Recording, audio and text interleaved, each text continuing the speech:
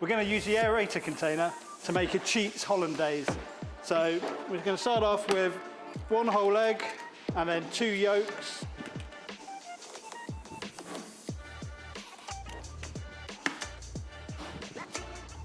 Into the aerator container. We'll use the Vita-Prep 3 this time.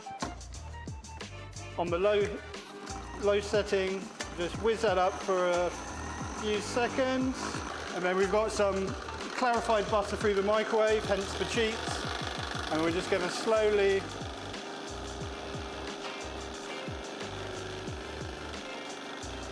and then let that run for a few seconds, and then lemon juice, or we're going to use a bit of white wine vinegar. And then just a pinch of salt.